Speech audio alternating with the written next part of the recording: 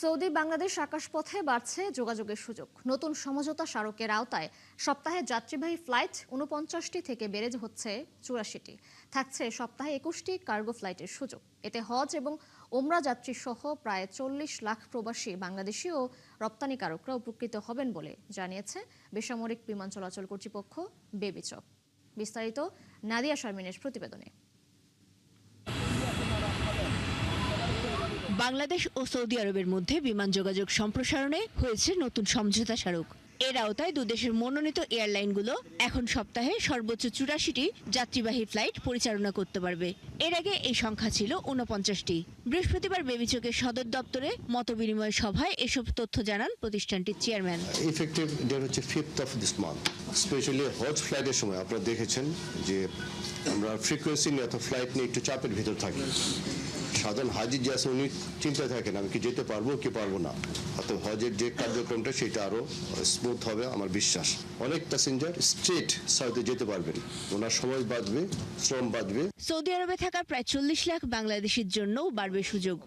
৪৫ বছর ধরে কোটি মানুষের আস্থায় পাইপের বস আরএফএল পাইপ। পাশাপাশি এয়ারলাইন্সগুলোর মধ্যে প্রতিযোগিতা বাড়লে কমতে পারে বিমান ভাড়াও। যখন নাম্বার অফ এয়ারলাইন্স ঢুকবে you understand as per the competition যেহেতু ডিমান্ড ভার্সেস সাপ্লাই সেই রুলসে হয়তো ইনডাইরেক্টলি আপনাকে এফেক্ট করবে, মানে you will be on the better side. শুধু ঢাকা নয়, চট্টগ্রাম ও সিলেট থেকেও সৌদি আরবের বিভিন্ন গন্তব্যে সরাসরি ফ্লাইট বাড়ানোর সুযোগ তৈরি হয়েছে।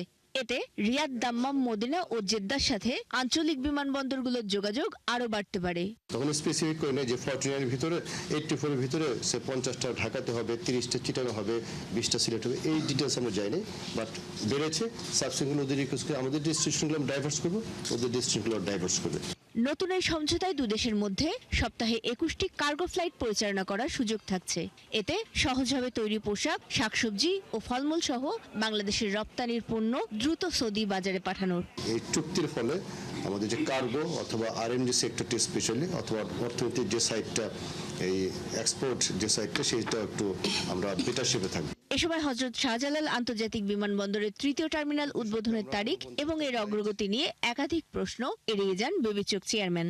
আমি প্রতিদিন টার্মিনাল 1 and 2 নিয়ে অনেক অভিযোগ পাই এবং সেই অভিযোগগুলো বেশিরভাগই সত্য। আমি ঠিকমতো অ্যাপ্রিশিয়েট করতে পারছি না, ফ্যাসিলিটেশন সেভাবে হচ্ছে না।